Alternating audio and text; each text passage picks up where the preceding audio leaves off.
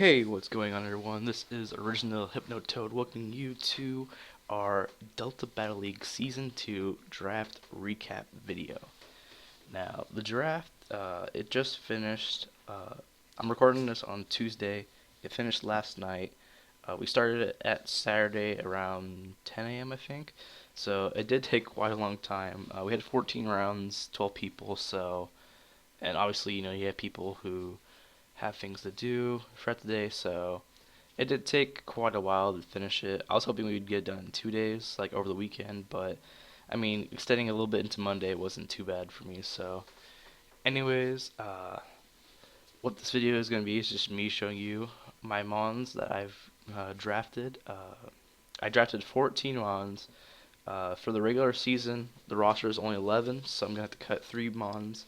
I kind of have an idea already who I'm going to cut, but I'm going to use the preseason as kind of a gauge as to which mons, fit better with, you know, the rest of my mons and which ones can kind of offer more to the team. So, anyways, let's go ahead and view this. I am doing a slideshow, so I apologize for any bad quality images or any issues with the transitions to the next slide. But, anyways, our first pick, 6th overall pick, was Tonka the Heat Ran. Now, reason why I went Heat Ran first pick is because it has so many immunities, so many resistances, and only 3 weaknesses. And when you combine that with just what it can do, it can set up rocks, it can, you know, put a status on a mon, it can, get toxic, gets burns, it can trap mons with magma storm, it can face mons out with roar. Uh, it also has 130 base special attack, which for a wall to have that high of a special attack, that is something you don't really see, and so that's why Tonka was the first overall pick, was just because it's usually run in more of a defensive way, but with its attack, it actually has a decent speed. With its attack and decent speed, Tonka is just going to roll over the competition, literally. That's why I went with Tonka as my nickname for him, because I don't know, he just kind of looks like a Tonka truck, just kind of this big, bulky, beefy, vehicle that's just going to plow through everything. So hopefully Tonka, the first overall pick, will lead me to good things in the league. And with that, we move on to our second pick, which was Bahama the Mega Venusaur. Now, I was surprised that Mega Venusaur fell to the second round.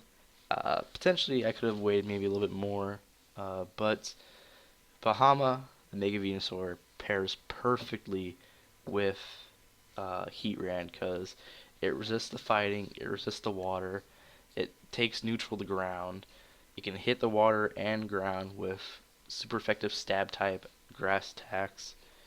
But anyways, Bahama the Mega Venusaur, besides being a great pair with Heatran, has crazy good stats. Like its defense, its special defense, its special attack. I don't remember what its HP is, but I know it's a pretty decent HP. It even has a decent attack stat, so I can even run a physically offensive Mega Venusaur. But Mega Venusaur is just a wall of a monster. It gets Synthesis, it gets Leech Seed, it gets the powder moves like Sleep Powder, Poison Powder, Stun Spore. If I really wanted to run that, um, it gets Poison type Stab moves, which are great for Fairy types because Fairy types are a pretty big issue in the metagame. So Bahama Mega Venusaur, I've never used it before, but just knowing what it could do and seeing that we got Heatran, I figured that this is going to be a great pair, so I had to go. I had to go for it. All right, so our third overall pick was Gerald the Gengar. Now, the nickname Gerald comes from my assistant coach, TCF Eric. Uh, he's also the league supervisor for the PBL, the other battling league that we're in.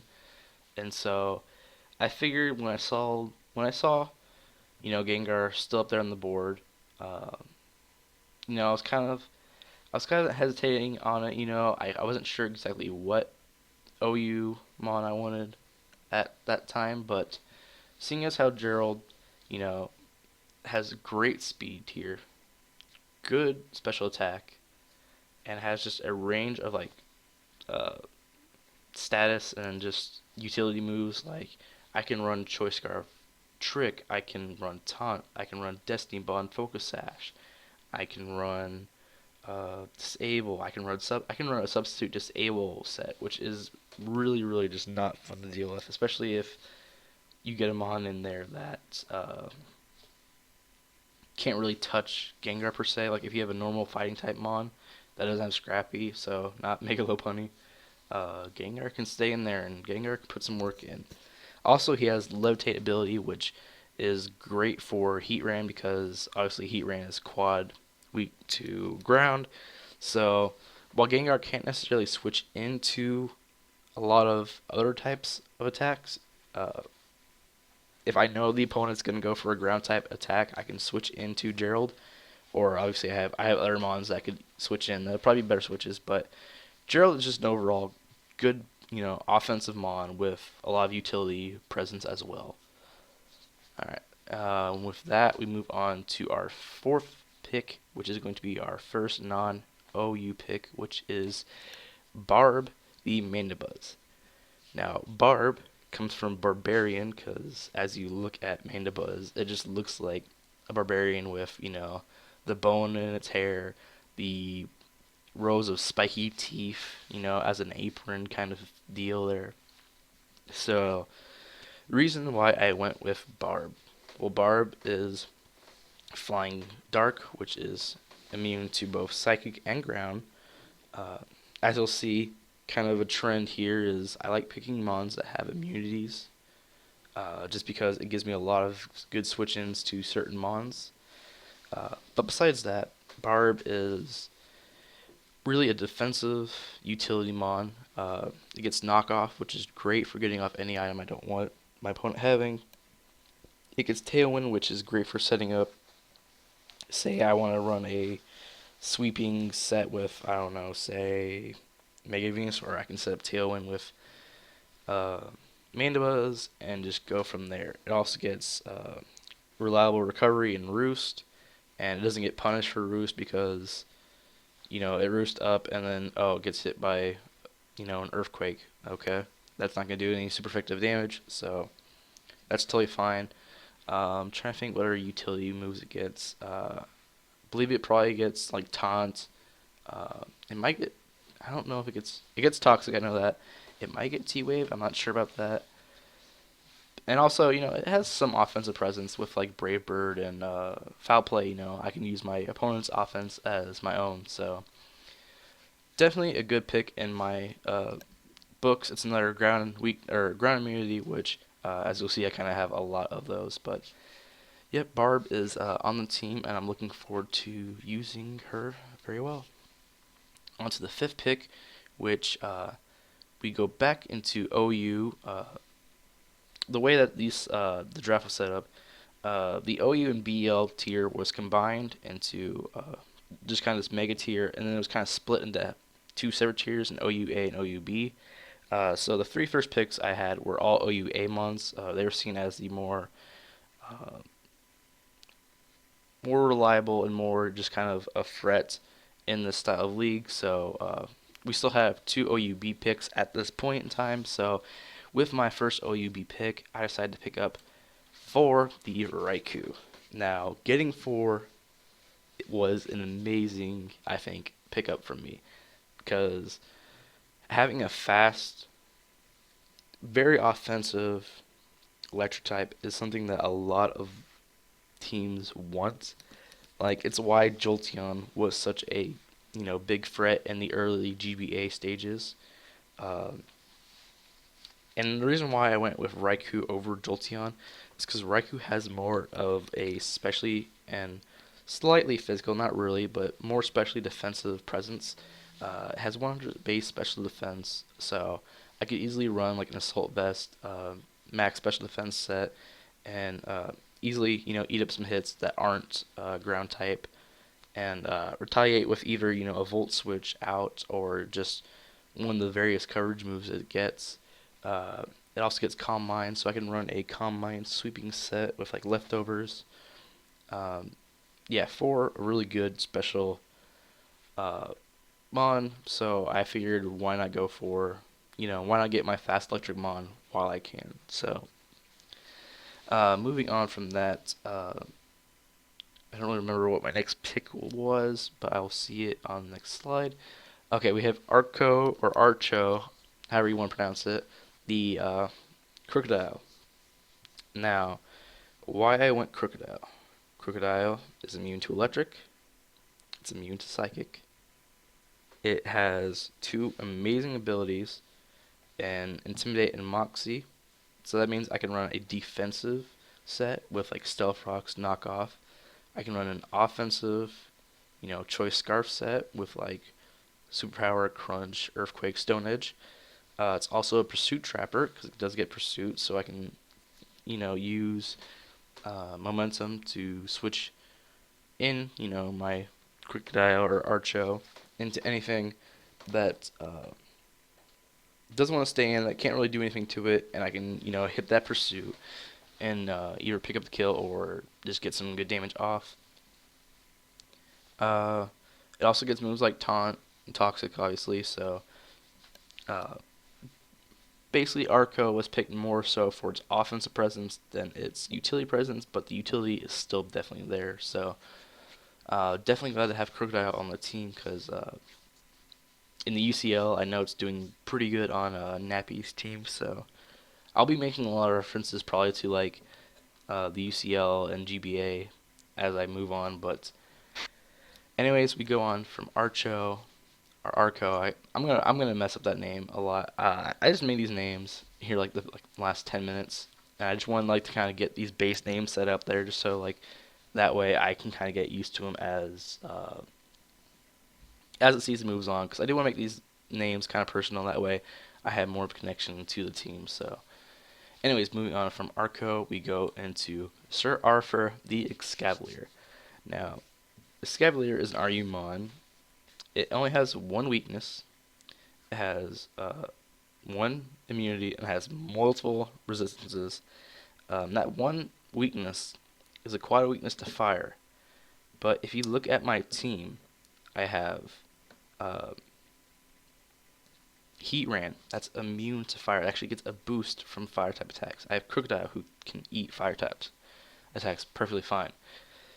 And a Scavalier is a bulky offensive threat.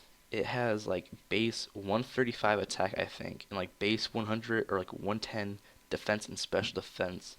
I don't know. I don't know what its attack stat is, but I know its speed stat's not the greatest. But that's totally fine because I can easily send in Sir Arthur against any attack that's not fire type, take the hit, and just go for like a stab Iron Head, a stab Mega Horn. I can get knockoff. I can Swords Dance, substitute. I can do a plethora of things with Sir Arthur. And Sir Arthur is definitely going to be one of, if not my MVP, I feel like, of this season, just because it has that bulk and that offensive ability as well. Moving on from Sir Arthur, we move, I believe, back into the UU range. Yep, with Eternal, the Blissey. Now, Eternal Bliss, that's why I went with that. But Blissey, we kind of sniped this from a couple of teams. At this point, I was thinking, okay, I see that Blissey and I see that Cafagrius are still up there on the board. So I was thinking to myself, if I can scoop up Blissey and then get Cafagrius, this late middle rounds, that is a great defensive core. Uh, but anyways, not talking more about that defensive core, talking about solely Blissey. Blissey is a cleric, a wish passer. Uh, it has crazy high attack, or not crazy high attack, crazy high uh, special defense, HP. It gets great abilities in Natural Cure. It also has Serene Grace, so say I want to run a more offensive, version of Eternal, and say I run like Flamethrower or Thunderbolt, I want to go for some burns or some paralysis, I can do that. That's totally fine because Blissey, besides, physically offensive moves, Blissey can eat anything up. And I have physically defensive mons that I can easily switch into, all these attacks. So Blissey definitely, or Eternal, definitely a great pickup. I feel this middle to late rounds. So I had to go for it while I was still there.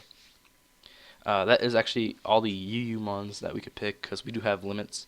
Uh, I'll go those real fast. We have 3 OUA limits, which are 3 OUA picks, which we already reached. We have 2 OUB picks, which we have 1 more of those left.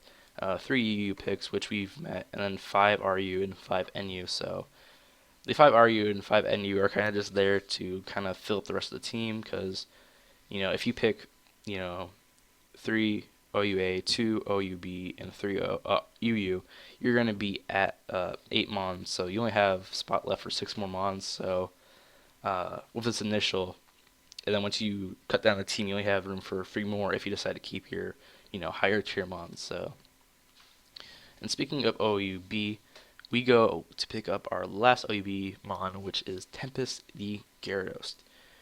Did I say Gyarados? Well, I meant Gyarados. Now, reason why we went Gyarados.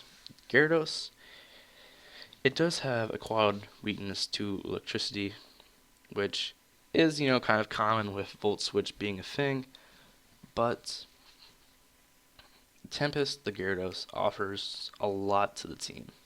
It has 2 great abilities in Intimidate and Moxie, kind of like how Crocodile has those 2 abilities. It also has a really good special defense, base 100, I believe.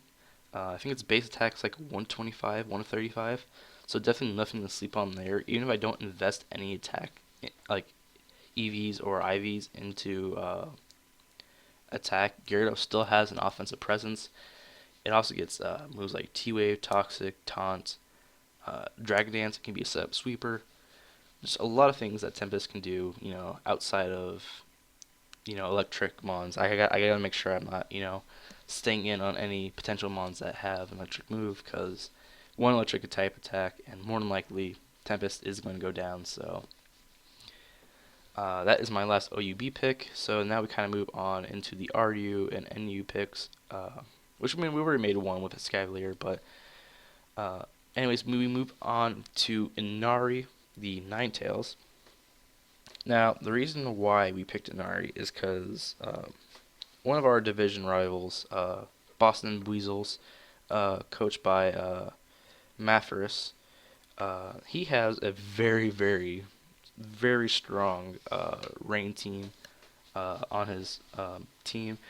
He has Politoed, he has Ludicolo, he has Kabutops, Beartic, just a crazy rain dance team. So I figured while he was still on the board, I had to pick up Inari because what she does, what she does is she has Drought, which will stop the rain. So say I do go up against Mathis, which we will play him twice, I can go, switch into Inari whenever I want, stop the rain, stop him from sweeping us with a rain team. So definitely something I needed to pick up with one of my RU picks, something to kind of stop him from just, sweeping us with a rain team. Next we move on to Snail Mafia, the Gastrodon. Now, Snail Mafia comes from Gastrodon, Don being the leader of the Mafia, and Gastrodons, or Gastropods, being like snails or slugs.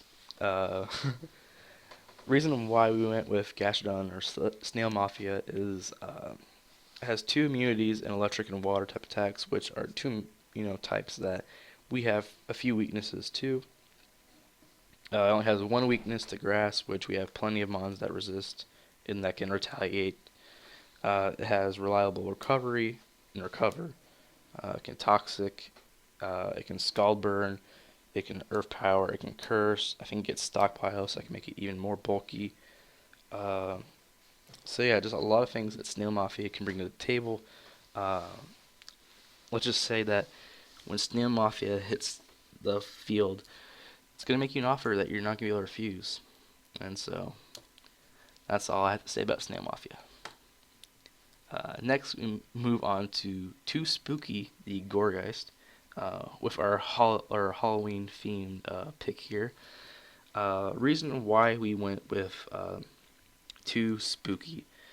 As I said earlier, Blissy Cafad core is a great core. Unfortunately, somebody else had the same thought process as we did when drafting, and after I picked up Blissy, they picked up Cafagrius.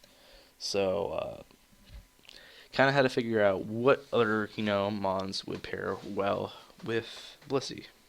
One of those mons is Gourgeist, Too Spooky. Now, Gourgeist has multiple forms, but really the one form that is going to be useful is the extra large or super form, which has I think 100 or something, like pretty, like 90 or 100 HP, 120 defense, 100 attack, which when you pair that with Blissy, Blissy can take any special attacks, and any ghost type super effective attack against Gourgeist will be immune to Blissy. Blissy is weak to fighting types and any physical type attacks. Gourgeist can switch into that. And also, Gourgeist pairs near perfectly with Heatran as well, because Heatran is weak to fighting water and ground. The grass type of Gourgeist resists the water and ground. It can hit back, and fighting it's immune to. So definitely a good pick, I think, in terms of the synergy of the team. It also has a lot of utility use. It gets moves like Trick. I can run Trick or Treat, make you a ghost type, so your stab attacks aren't doing as much. Leech Seed, Synthesis, Will-O-Wisp, Trick Room. I can run Trick Room sets if I want. So Gourgeist, definitely a good pickup, I think, especially with this being kind of later rounds.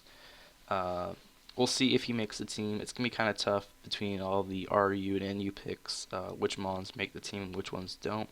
But I'll be weighing my options over this preseason, and we'll see. Next, we move on to our second last pick, which is Scott S., the Dusclops. Now, if you get the reference there to his nickname, make sure you leave a comment down below, because I had to really think about, what would be a good nickname for Dusclops. But anyways, going on to why we picked Dusclops. Dusclops with an Eviolite is just, it's so good. I mean, its HP is, pretty bad, 50. Speed tier, it's not gonna outspeed anything.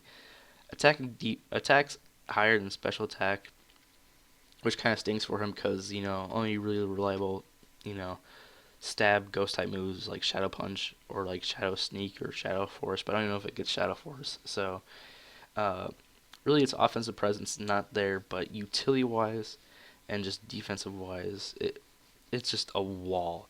It gets, it has like 130, I think, base defense and base special defense, and that's before the 1.5 boost by Eviolite. So, Dusclops can be, physically defensive, special defensive. It can be mixed. It gets Calm Mind and Will-O-Wisp. So, say I run, a specially defensive Dusclops, I can run Will-O-Wisp so that your physical attacks aren't going to do much at all. I can run, Trick Room sets, so I am outspeeding you. Calm Mind can, help me set up, Pain Split. I can Pain Split, so I gain my HP back. So there's a lot of things that Dusclops or Scott S can do on the team. Like I said, pairs pretty well with Blissy as well. We'll just kind of see, which mon between Scott S or Too Spooky makes the cut. We'll kind of see how preseason goes for that. But we are moving on to our last pick, which is Hakuho, or Hakuho. I don't know how to pronounce that name, but Hakuho the Hariyama. Now, this last pick, I am not going to lie, more than likely is not going to be on the team. Now, Hariyama is a great mon. It has, 144 HP, I think like a 120 base defense or base attack. It gets priority in like fake out and mock punch. It gets good abilities in like sheer force and guts, but it just doesn't really necessarily fit on the team as of now. I'm gonna see, like I keep saying, I'm gonna see how preseason works out. But really, this pick was just kind of made so nobody else could pick it, and also so I can kind of test it out, figure out how it really can work, maybe see if it makes a team. But if it doesn't, I drop it and say somebody picks it up. I kind of know what to expect from it. So, anyways, that's been our draft video recap. Uh, Preseason is going to last until the 25th of October. So I think that's like, what, 20 days? 19 days. So I'll have 2 matches out. They'll be on Showdown. So I don't quite know when those will be out because there's no like set time when you hit the battle or when you hit to record, when you hit to upload, at least for the preseason. So expect those matches sometime in the near future, hopefully within like this next week or two. But yeah, oh, actually I can go one more image, I think. Yeah, this is the full team, as you can see. But yeah, anyways, looking forward to this season. Um, I feel like compared to how we did in the first season of the PBL, I feel like draft-wise, we knocked it out of the park. Like, I mean, yes, there are a few mons I would rather have than some of these mons, but definitely not, definitely not feeling bad about how we drafted. I feel like we have pretty good synergy. Obviously, you have to, play with it, in the preseason and see how everything works out. But, anyways, with all that being said, if you like the video, make sure you hit that like button. If you guys are excited to see more of the Delta Battle League and are just ready for the season to start, make sure you subscribe so you can stay up to date with our matches. And also go ahead and go check out the Delta Battle League channel. They'll post all of their weekly analysis. I'm sure they'll, link all the matches of the week, so you can just kind of stay up to date with, everything in the league. And I'm definitely excited to be a part of the second season here. And with all that being said, I'll see you all in the next video. Bye-bye.